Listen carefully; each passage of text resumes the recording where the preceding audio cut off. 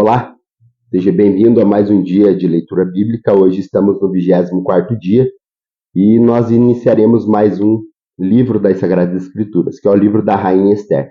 Mas antes disso, nós iremos ler Gênesis no capítulo 25, iremos até Mateus 24, aí sim iniciaremos Esther no capítulo 1 e finalizaremos a nossa leitura de hoje em Atos dos Apóstolos no capítulo 24.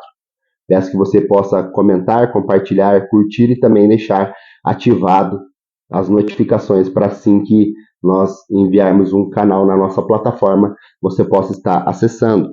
Nós temos aqui três partes que podemos destacar em Gênesis no capítulo 25. A primeira é a morte de Abraão, a segunda é a descendência de Ismael e a terceira é o nascimento de Esaú e Jacó.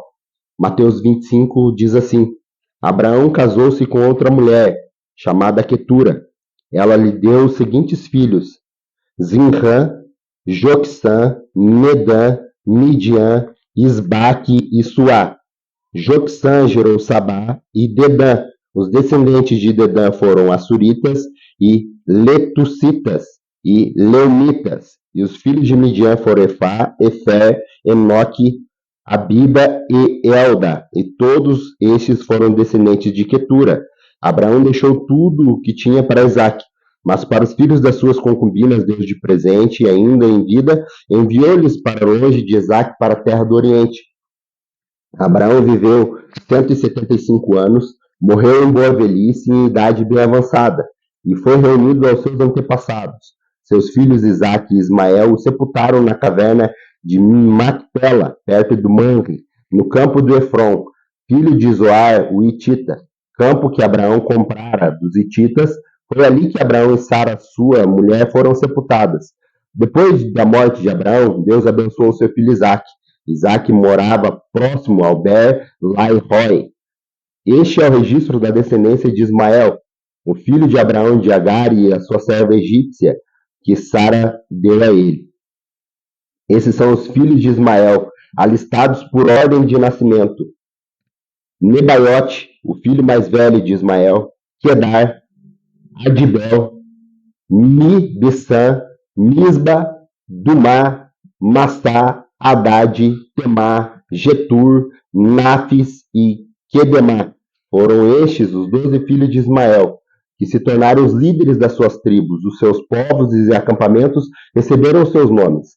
Ismael viveu 137 anos, morreu e foi reunido aos seus antepassados. Seus descendentes se estabeleceram na região que vai do Avilá a Sur, próximo à fronteira com o Egito, na direção de quem vai a Assur, e viveram em hostilidade contra todos os seus irmãos.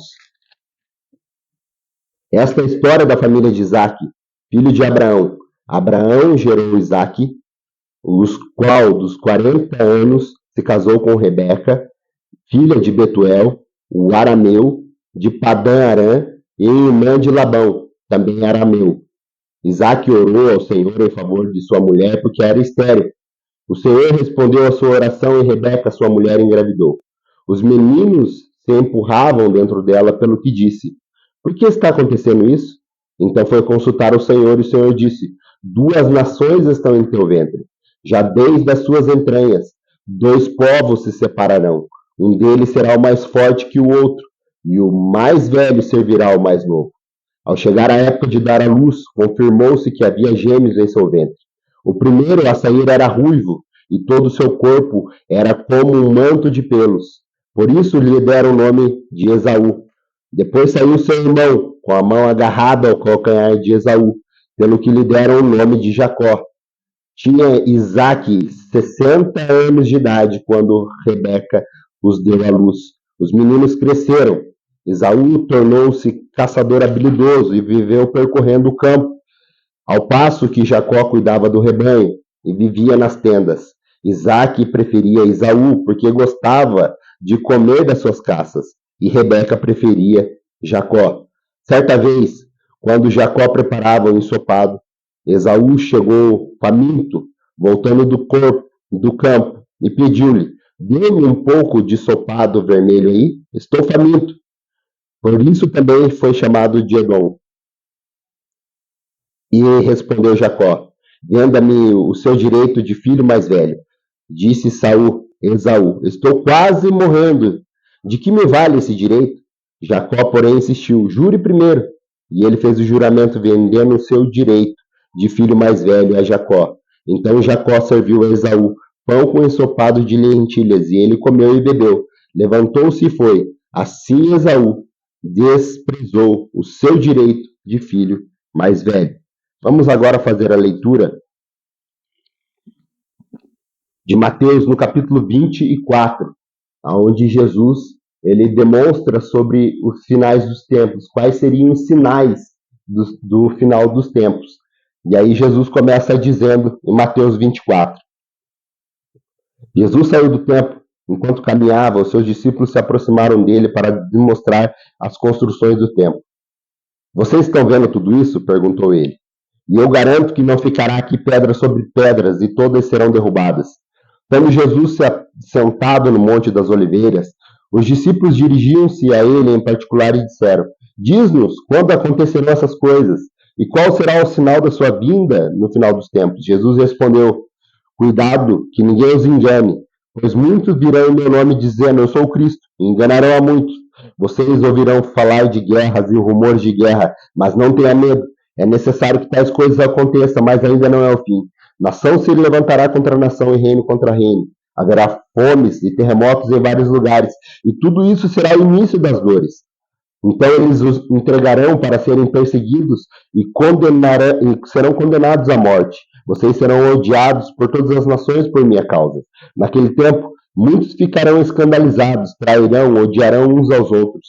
E numerosos falsos profetas surgirão e enganarão a muito. Devido ao aumento de maldade, o amor de muitos se esfriará. Mas aquele que perseverar até o fim será salvo. E este é o evangelho do reino. Será pregado em todo o mundo, como testemunha de todas as nações. Então virá o fim.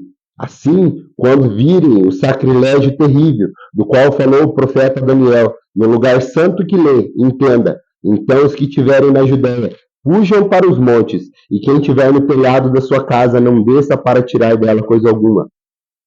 Quem estiver no campo, não volte para pegar o que seu manto.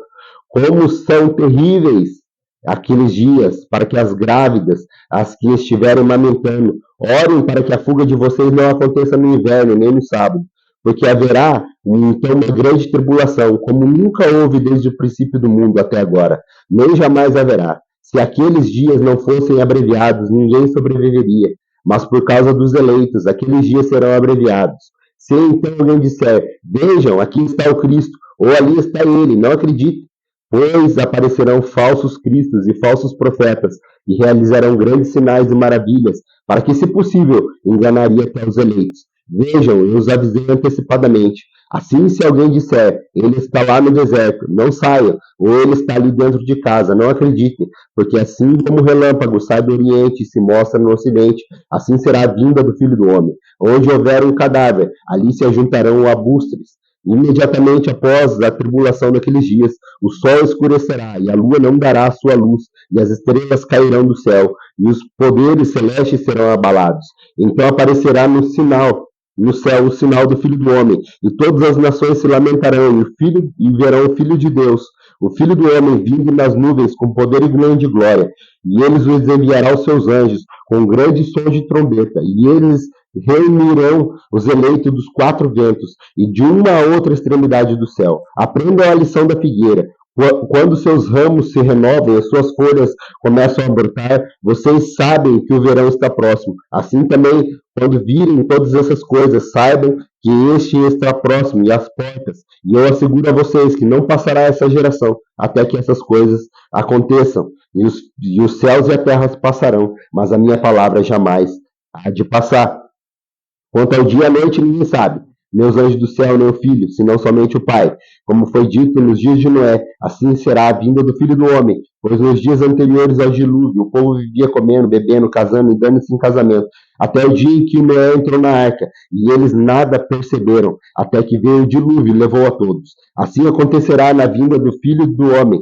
Dois homens estarão no campo, um será levado e outro deixado. Duas mulheres estarão trabalhando no moinho, e uma será levada e outra deixada. Portanto, vigiem, porque vocês não sabem nem o dia nem a hora em que o seu senhor virá. Mas entendam isto: se o dono da casa soubesse a hora da noite em que o ladrão viria, ele ficaria de guarda e não deixaria que a sua casa fosse arrombada. Assim vocês também precisam estar preparados, pois o Filho do Homem virá numa hora em que vocês menos esperam. Quem é, pois, o servo fiel e sensato, a quem seu senhor é encarregado dos demais servos da sua casa, para que lhe dar comida no devido tempo?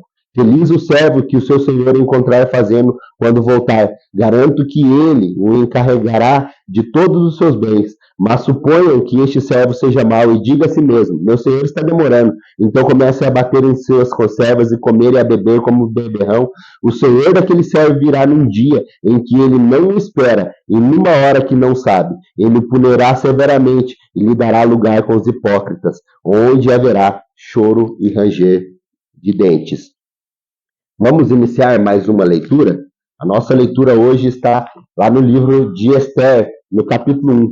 Aqui ele vai contar um pouco sobre o que estava acontecendo até a vinda da rainha Esther. Diz assim, Esther no capítulo 1. Foi no tempo de Xerxes, que reinou sobre 127 províncias, desde a Índia até a Etiópia. Naquela época, o rei Xerxes reinava em seu trono na cidadela de Suzã, e no terceiro ano de seu reinado deu um banquete a todos os seus nobres e oficiais estavam presentes, os líderes militares da Pérsia e da Média, os príncipes e os nobres das províncias. Durante 180 dias ele mostrou a enorme riqueza do seu reino e o esplendor e glória de sua majestade. Terminados esses dias, o rei deu um banquete no jardim interno do palácio, de 7 dias, para todo o povo que estava na cidade de Suzã, do mais rico ao mais pobre. Os jardins possuíam forrações em branco e azul, presas com cordas de linho branco e tecido roxo ligados por anéis de prata e colunas de mármore. Tinham assentos de ouro, de prata, num piso de mosaico, de porfírio, mármore, madrepérola e outras pedras preciosas. Pela generosidade do rei, o vinho real era servido em grande quantidade, em diferentes taças de ouro. Por ordem real, cada convidado tinha permissão de beber o quanto desejasse, pois o rei tinha dado instruções aos mordomos do palácio que servisse à vontade. Enquanto isso, a rainha Vashti também oferecia um banquete às mulheres no palácio do rei Xerxes. No 7º dia, quando o rei Xerxes estava alegre por causa do vinho, ordenou aos 7 oficiais que o serviam: Meumã, Bista, Arbona, Mititá, Abagtá, Zerta e Carcas, que trouxeram à sua presença a rainha Vashti. Usando a coroa real, ele queria mostrar aos seus súditos e às nobrezas a beleza dela, pois era um fato de uma mulher muito bonita. Quando, porém, os oficiais transmitiram a ordem do rei à rainha Vashti, essa se recusou a ir, e o rei ficou furioso e indignado. Como era de costume, o rei consultar os especialistas em questões de direito e justiça. Ele mandou chamar os sábios que entendiam das leis e que eram muito amigos do rei: Carcena, Setar, Adamata, Tarsis, Meres, Marcena e Memucã. Eles eram os 7 nobres da Pérsia e de Média, que tinham acesso direto ao rei, e eram os mais importantes do reino. O rei lhes perguntou: de acordo com a lei, o que devo fazer à rainha Vashti? E ela não obedeceu à ordem do rei Xerxes, transmitida pelos oficiais. Então Memucã respondeu à presença do rei e dos nobres: a rainha Vashti não ofendeu somente o rei, mas também a todos os nobres e o povo de toda a província do rei Xerxes, pois a conduta da rainha se tornará conhecida por todas as mulheres, e assim também ela desprezarão os seus maridos, e dirão: o rei Xerxes ordenou que a rainha Vashti fosse à sua presença, mas ela não foi. Hoje mesmo as mulheres persas e medas da nobreza ficaram sabendo do comportamento da rainha e agirão da mesma maneira com todos os nobres do reino. Por isso provará de respeito e discórdia sem fim. Por isso, se for do agrado do rei, que ele emita um decreto real e que seja incluído uma lei irrevogável da Pérsia e da Média, determinando que a Vashti nunca mais compareça à presença do rei Xerxes. E também deu o rei a posição de rainha a outra menor do que ela. Assim, quando o decreto real for proclamado em todo o seu imenso domínio, todas as mulheres respeitarão seus maridos, dos mais ricos aos mais pobres. O rei e seus nobres aceitaram de bom grado o conselho, de modo que o rei pôs em prática a proposta de Memucã, Para isso, enviou cartas a todas as partes do reino, cada província e a cada povo, e a cada própria escrita e em sua própria língua, proclamando que todo homem deveria mandar em sua própria casa. Vamos agora fazer a última leitura nossa diária de hoje, que está lá em Atos dos Apóstolos, no capítulo 24. No capítulo 23, nós vemos que o apóstolo Paulo ele é transferido por uma revolta que estavam tramando contra ele, e ele é transferido perante a Félix, aonde acontecerá o julgamento de Paulo. Atos dos Apóstolos, no capítulo 24, diz assim: 5 dias depois, o sumo sacerdote Ananias desceu a Cesareia com alguns dos líderes dos judeus e um advogado chamado Tertúlio, e os quais apresentavam ao governador as suas acusações contra Paulo. Quando Paulo foi chamado, Tertúlio apresentou a causa a Félix: temos desfrutado de uma longa período de paz durante o teu reino, e teu providente cuidado resultou em reformas nessa nação, em tudo e em toda parte, excelentíssimo Félix. Reconhecemos que os benefícios com profunda gratidão. Todavia, a fim de não tornar-te mais tempo, peço-te em favor de ouvir-nos apenas por pouco. Verificamos que este homem é perturbador, que promove tumultos entre os judeus pelo mundo todo. Ele é o principal cabeça da seita dos nazarenos, tendo até mesmo profanar o templo. Então prendemos e quisemos julgá-lo, segundo a nossa lei. Mas o comandante Licias interveio e com muita força o arrebatou de nossas mãos, e ordenou que os seus acusadores o apresentassem. Se tu mesmo os interrogasse, poderá verificar a verdade e respeito de todas essas acusações que estamos fazendo contra ele. Os judeus confirmaram a acusação, garantindo as afirmações eram verdadeiras. Quando o governador lhe deu sinal que falasse, Paulo declarou: sei que há muitos anos tenho sido juiz nessa nação, por isso de bom grado faço minha defesa. Facilmente poderá verificar que há menos de 12 dias subi a Jerusalém para adorar a Deus. Meus acusadores não me encontraram discutindo com ninguém no templo, nem incitando multidão nas sinagogas ou qualquer outro lugar da cidade. Tampouco provar-te acusações que agora estão levando contra mim. Confesso, porém, que adoro a Deus dos nossos antepassados, como seguidor do caminho, a quem chamam de seita. Creio em tudo que concorda com a lei e no que está escrito nos profetas, e tenho em Deus a mesma esperança desses homens, de que há ressurreição, tanto de justos como de injustos. Por isso, procuro sempre conservar minha consciência limpa diante de Deus e dos homens. Depois de estar ausente por vários anos, vim a Jerusalém para trazer esmola ao meu povo e apresentar ofertas. Enquanto fazia isso, já cerimonialmente puro, encontrando-me no templo, sem envolver-me em nenhum ajuntamento ou tumulto. Mas alguns judeus da província da Ásia, que deveriam estar aqui diante de ti e apresentar essas acusações, se é que tem algo contra mim. Os que aqui se acham deveriam declarar que crime encontraram em mim, quando fui levado perante o Sinédrio, e não a não ser que tenha sido este, quando me apresentei a eles, bradei: por causa da ressurreição dos mortos, estou sendo julgado hoje diante de vocês. Então Félix, que tinha um bom conhecimento do caminho, adiou a causa e disse: quando chegar o comandante Lícias, decidirei o caso a vocês. E ordenou ao centurião que mantivesse Paulo sob custódia, mas que lhe desse certa liberdade e permitisse que seus amigos o servissem. Vários dias depois, Félix veio a Drusília, sua mulher, que era uma judia, mandou chamar Paulo e ouviu falar da fé que tinha em Cristo Jesus. Quando Paulo se pôs a discorrer acerca da justiça, do domínio próprio, do juízo vindouro, Félix teve medo e disse: basta por enquanto, pode sair. Quando achar conveniente, mandarei chamá-lo de novo. Ao mesmo tempo, esperava que Paulo lhe oferecesse algum dinheiro, pelo que mandava buscar frequentemente e conversava com eles. Passado 2 anos, Félix foi sucedido por Pórcio Festo. Todavia, porque desejava manter a sua simpatia aos judeus, Félix deixou Paulo na prisão. Muito obrigado por mais essa leitura. Aguardo você amanhã para a continuação das Sagradas Escrituras. Um abraço e que a paz do Senhor alcance o teu coração e da tua família.